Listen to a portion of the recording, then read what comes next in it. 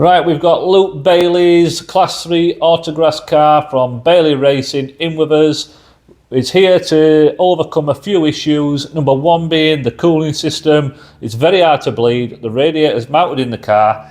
It's not had this engine set up in this shell very long. And the few problems we're seeing is one, the refill procedure for the coolant.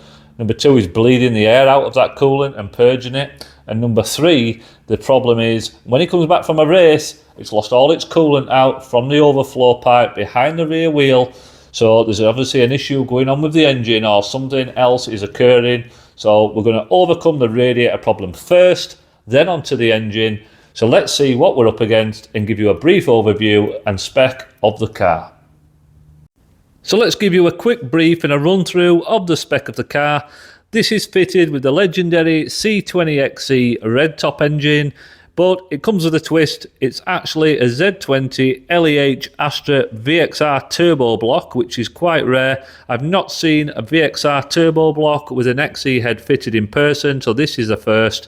It's got Gen V throttle bodies. It's controlled through a Can-Em's standalone ECU.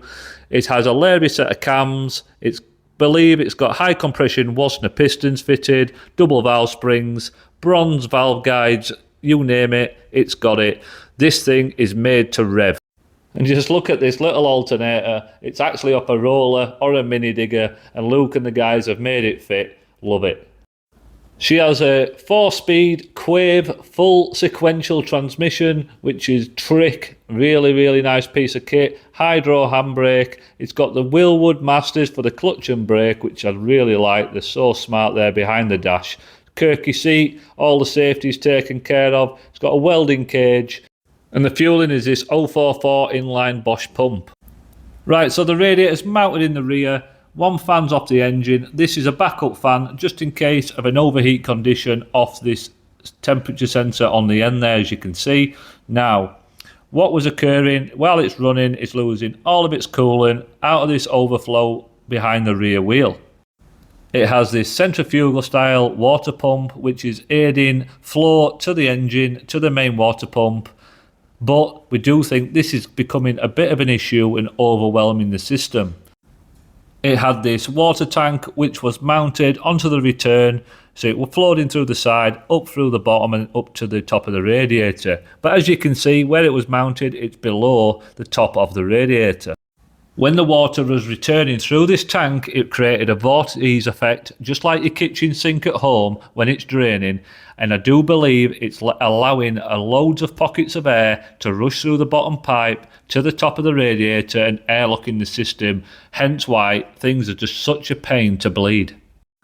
So what we're going to do is we're going to remove the radiator, and by means of welding on a radiator cap, do away with this tank formation so Luke is able to fill it directly on top of the radiator whenever he needs any coolant. We're going to install a pipe direct to the top of the radiator, not needing the use of that tank. But how do you bleed it? We're going to install a bleed nipple on the opposite end of the radiator to cure any bleeding requirements and keep things super simple.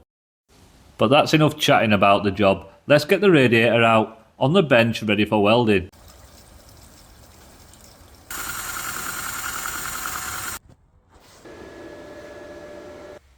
Right, so we've got the radiator out. What we thought was going to be a simple job and modification turned into, quite frankly, an absolute nightmare.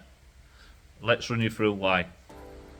Right, so as discussed, it's been an absolute nightmare so far, and let's run you through why. Number one is, I'm new to aluminium welding. I've not done a lot of it. I'm literally a couple of days old having a go on some scrap bits of aluminium. However, this we thought was aluminium. We know this is pure aluminium. This is cast. So we've got a cast end tank which is brought all, as soon as we started to try and weld it, it brought all the impurities to the top. It was popping, banging, burning the electrode out on the TIG torch constantly. We were trying to install this radiator cap to it onto here. Nice and simple aluminium weld. Well, that didn't work. It just kept exploding, blowing holes and everything. So I stopped yesterday. I wasted a whole afternoon at this and didn't get anywhere. So a quick reset. and on YouTube and asking some friends who are good at welding, they're absolute masters at TIG welding, but they absolutely hate aluminium castings, they hate gearbox casings, they hate anything that's had any fluid sat in it for a long amount of time.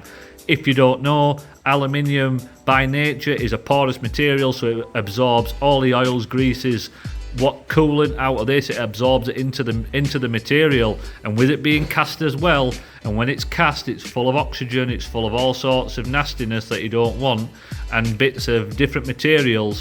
When you start to weld it, it all comes to the top, blows bubbles, goes crazy.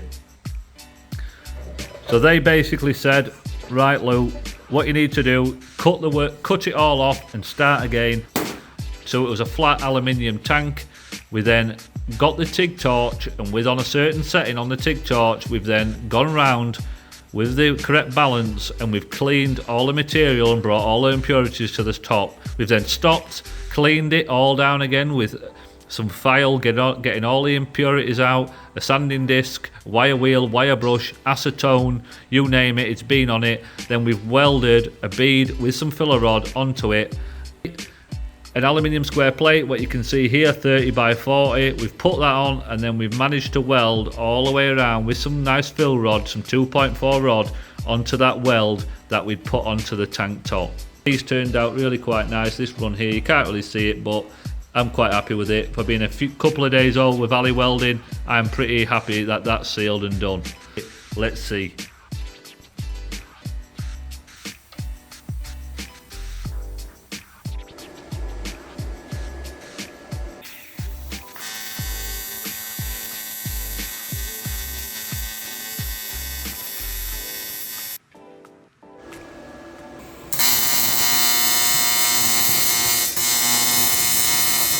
The radiator cap's welded onto the radiator, it doesn't look bad. And we've mounted the radiator back into the rear of the car. As you can see, you've got the fill and the bleed, all beautiful, loads better. The hosing's nice and simple, and we've got an overflow pipe to the overflow tank. Some new rubber bobbins to mount it, just to finish it off, as these were broken. And me and Dan are on to filling her with some coolant. We're going to see if there's any leaks from those welds. Hopefully everything will be okay. The fingers and toes are crossed. Just look at how easy all the air is now coming out the top of the radiator, so we know that's full. And with a quick tighten of the bleed valve, we're ready to run. So we're running it up to see if there's any gases coming from the cylinder head or the gasket into the coolant. And as you can see guys, before your eyes it's turning straight away from blue to yellow and green. This is not a good sign for the customer. Let's get it back in the workshop, let's get this thing pulled down and see what is going on.